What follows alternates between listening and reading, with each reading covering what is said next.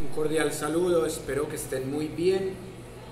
Hoy vamos a hablar de cómo el paramilitarismo en Colombia se convirtió en una política de Estado y cómo diferentes clanes, como los que ya hemos estudiado, han aportado en ese proceso. El médico defensor de derechos humanos, el profesor de la Universidad de Antioquia, Héctor Abad Gómez, escribió muchos escritos, valga la redundancia, sobre el tema de cómo el paramilitarismo ya para los 80 se estaba convirtiendo en una política de Estado. No fue con el uribismo que el paramilitarismo se volvió una política de Estado, desde mucho antes.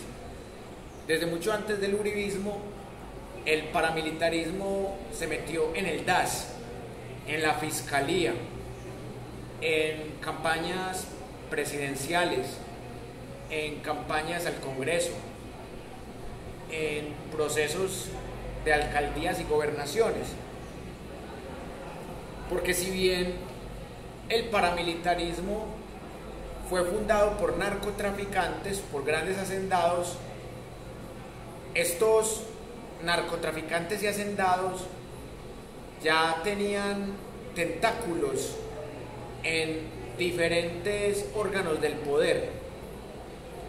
Desde la época de López Miquelsen ya existía la narcopolítica y el narcoestado. Y por eso no es extraño que a Ernesto Samper Pizano lo haya montado el cartel de Cali, o que a Iván Duque Márquez más adelante lo haya montado el narcotraficante alias el Ñeñe Hernández, o que Uribe aparezca en un informe como el narcotraficante 82, un informe de septiembre de 1991. Y en esa medida, en la sesión de hoy, vamos a mostrar esos momentos históricos del paramilitarismo como política de Estado. Y precisamente hay un libro que es histórico, pero que sirve para pensar el presente. El libro de Gonzalo España, que se titula El país que se hizo a tiros. Acá el señor Gonzalo España habla de la arrogancia de la independencia, de cómo esa arrogancia no solamente es un conjunto de diferencias ideológicas o de unos temperamentos ardientes o simplemente de una prestigiosa carrera de armas o simplemente de factores asociados con guerras civiles o guerras intestinas, sino que el país que se hizo a tiros es fundamentalmente una nación que no se ha construido, un Estado social de derecho que solamente existe en el papel, una democracia de mentiras, porque en el fondo lo que hay es una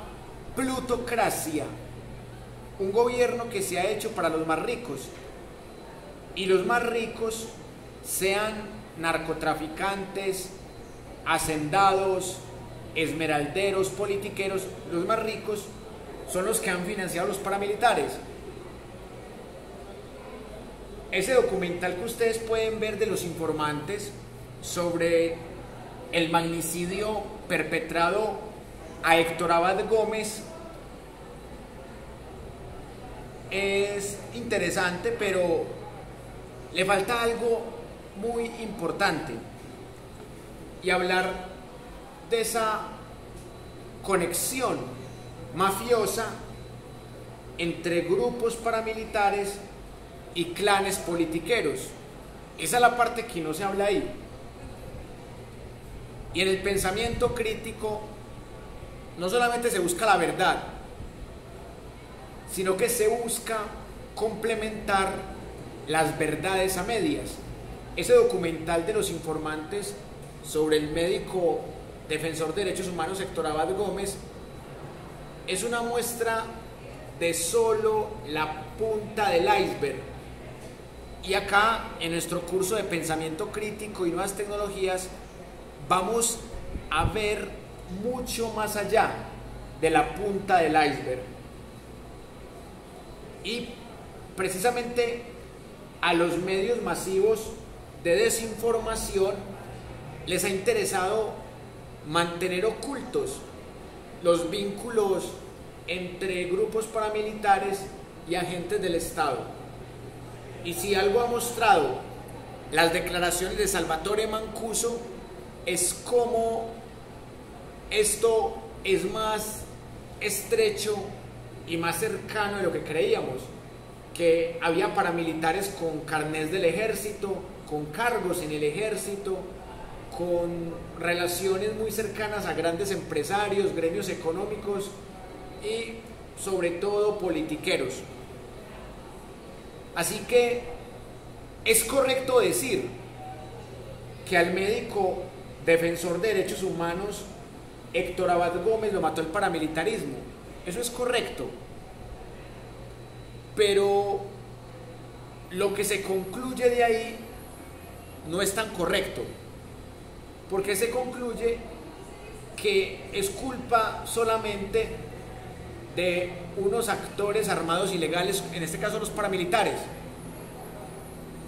y no se dice quiénes estaban detrás de los paramilitares, quiénes les daban órdenes a los paramilitares, quiénes les pagaban y quiénes creaban decretos presidenciales e instituciones para legalizarlos. Si ustedes miran el gobierno de César Gaviria, él creó un decreto presidencial para legalizar el paramilitarismo. El decreto que legaliza las cooperativas de seguridad ciudadana. Y en eso se convirtieron los paramilitares, en cooperativas de seguridad ciudadana, de limpieza social, patrocinada por gobiernos de turno. Y fue precisamente el señor expresidente Álvaro Uribe Vélez el que más fortaleció esas cooperativas de seguridad ciudadana llamadas Convivir y llenas y manejadas y orientadas por grupos paramilitares. En esa medida, el médico defensor de derechos humanos Héctor Abad Gómez la tenía clara, que hay una serie de personajes que estaban detrás de esto. Voy a leerles un apartado de su libro que se titula precisamente Manual de Tolerancia, que es lo que no han tenido estos grupos armados ilegales. Y acá es en donde uno tiene que entender cuál era la concepción que él tenía y por qué él era peligroso para el status quo. Dice así: supongo que todo político cree que mandando él las cosas serán mejores para sí y para los demás. La sensación de poder decidir, es una sensación muy agradable. El político goza con ser respetado y aún con ser odiado. Hace los más grandes sacrificios y llega hasta las mayores bajezas para alcanzar su meta, que es el poder. Pero la política no es solo la actividad de los políticos. Hay, entre comillas, política en todas las actividades humanas. Los hermanos pelean en su casa para ver cuál es el que más influye en sus padres. Los esposos pelean para ver cuál es el que más influye en sus hijos. En una escuela, los profesores son rivales para ver cuál es el que más influye en sus alumnos. En todas las empresas, públicas o privadas, hay siempre una lucha por el poder, por el que puede llegar más arriba, a las posiciones del más alto nivel. Los curas pelean entre sí para ver cuál puede llegar a ser obispo. Los obispos para ver quién puede llegar a ser cardenal. Los cardenales rivalizan a ver cuál puede llegar a ser papa. En todas las actividades humanas, en una u otra forma, hay lucha política, es decir, lucha por el poder. Y parece que esto se deriva de una característica animal constante: la lucha por la jerarquía, la lucha por colocarse en el lugar de mayor importancia o poder que se observa en algunos grupos animales. El pecking order, que llaman los investigadores de la conducta animal, es decir, la lucha para alcanzar el lugar del pollo que pica a todos los demás y no es picado por ningún otro. El segundo, es decir, el que apenas es picado por el primero, pero que puede picar a los otros, y así sucesivamente, hasta el último, que es picado por todos y no tiene a nadie a quien picar. La política es, pues, una lucha completamente animal. Mientras más cercano se esté al animal, más éxito se tendrá en política. De allí que se hable con toda propiedad del, entre comillas, animal político. Una vez que se entra en la lucha política, ninguna otra cosa importa fuera de llegar al tope, a ser el más alto, a ser el que nadie pica. La lucha política es comparable a la lucha de la selva. Allí se encuentran toda clase de fieras y de animales salvajes, desde los reptiles venenosos hasta los más nobles leones, pero todos con una sola obsesión: el ocupar el primer puesto entre ellos. En la categoría de los reptiles creo que está el político, al que aludo cuando escribo esto. Él es de los que llama la gente políticos fríos, fríos como los reptiles. Es explicable que los hombres que venimos evolucionadamente de todas las especies, a veces tengamos las características de cualquiera de ellas. Unos son blandos, sinuosos y amorfos, como la ameba. Otros son arrastrados, peligrosos y venenosos, como los reptiles. Otros son cálidos y valientes, como los gallos de pelea, o se levantan a grandes alturas, como las águilas. Otros son astutos y traicioneros, como los felinos. Otros son poderosos e inteligentes, como el león. En estos párrafos, el médico defensor de derechos humanos Héctor Abad Gómez muestra una verdad a gritos que también había demostrado el pensador Michel Foucault. Absolutamente todo es política. Por eso causa mucha risa y a la vez tristeza cuando alguien dice que yo soy apolítico, o yo no me meto en temas políticos, o yo soy neutral. Son falacias. En la política no se puede ser neutral. Y quien crea ser neutral en la política está equivocado. Porque, como muy bien lo dice Héctor Abad Gómez, la política está desde el hogar, lo que Michel Foucault llamaba la micropolítica, el micropoder. La política está entre el hermano mayor que pelea con la hermana menor, el esposo que pelea con la esposa, el amigo que pelea con la amiga, el vecino que pelea con la vecina. Todo eso es política porque son relaciones de poder.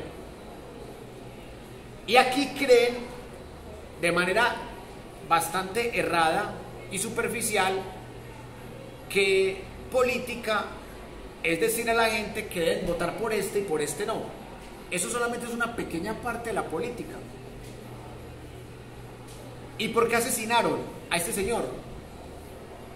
No fue precisamente por reconocer esto, fue porque él, con sus denuncias, siendo profesor de la Universidad de Antioquia, ofendió a esas voluntades de poder, como las llamaría Nietzsche, a esas voluntades paramilitares, narcoparamilitares, politiqueras, que él estaba denunciando.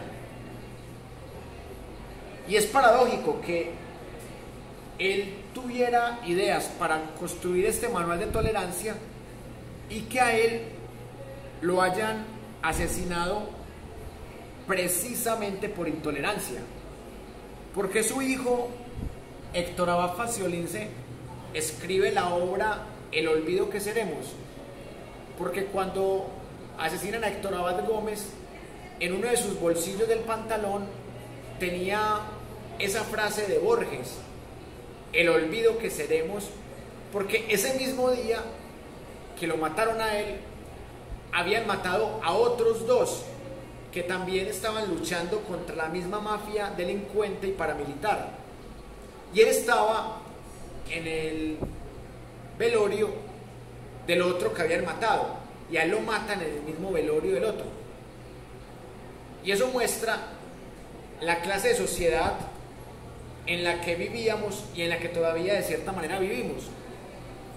Por eso, miren lo que dice acá el hijo de él, Héctor Abad Faciolince: cuando alguien se nos muere, o peor aún, cuando nos matan a alguien, a los que nos quedamos nos toca abrir sus cajones, hurgar en sus papeles. Esto fue lo que me tocó hacer a mí en septiembre de 1987, un mes después de que los paramilitares asesinaran a Héctor Abad Gómez, mi padre.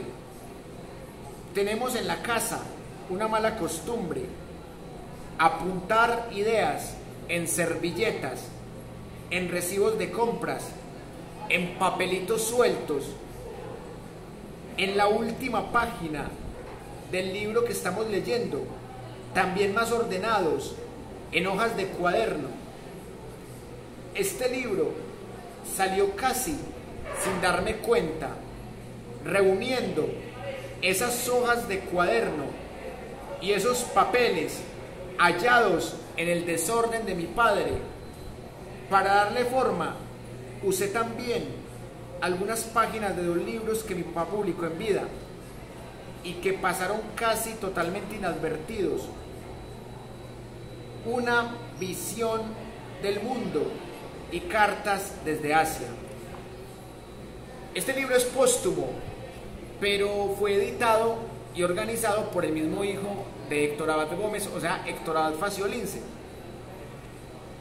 Y precisamente el título lo pone el hijo, pero es porque las ideas que él encontró en papelitos de su padre todas apuntaban a construir una sociedad más tolerante o menos intolerante, a construir realmente una sociedad basada en un Estado social de derecho, porque hasta para esa fecha todavía ni siquiera legalmente teníamos eso, porque todavía regía la Carta Medieval y Conservadora de 1886.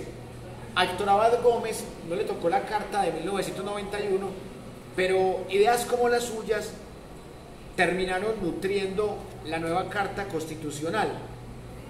Y en esa medida, el médico de la Universidad de Antioquia y magíster en salud pública de la Universidad de Minneapolis y también profesor de salud pública y medicina preventiva de la misma Universidad de Antioquia, fue también fundador y presidente del Comité de Defensa de los Derechos Humanos en Antioquia.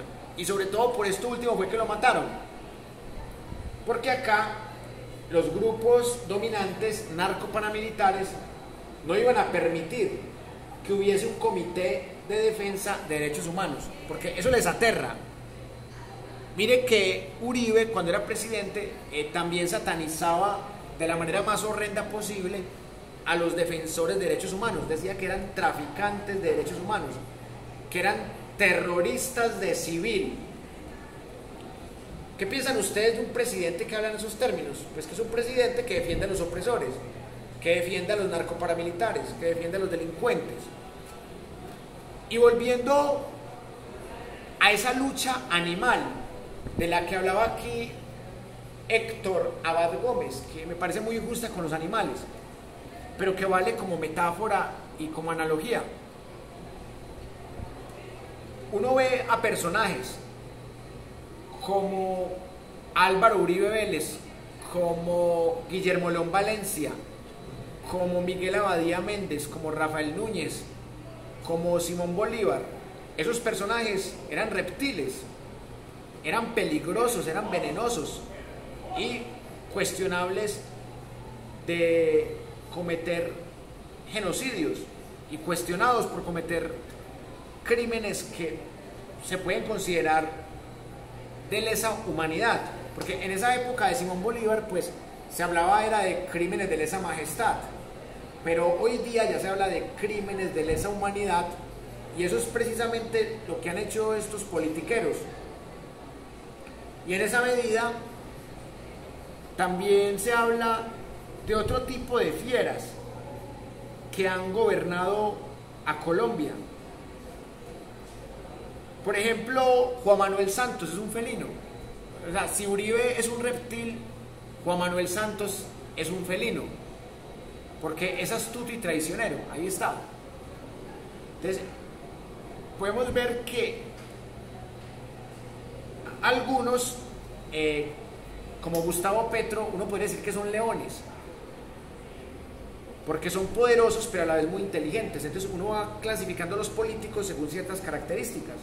Los reptiles, los leones, los que son águilas o águilas negras, que acá muy bien los define Héctor Abad Gómez, que algunos son águilas porque se levantan a grandes alturas, y en esa medida uno puede ver que hay políticos que se levantan a grandes alturas con el narcotráfico, y hay otros que se levantan a grandes alturas con populismo o con demagogia, que es peor, y otros son valientes como gallos de pelea.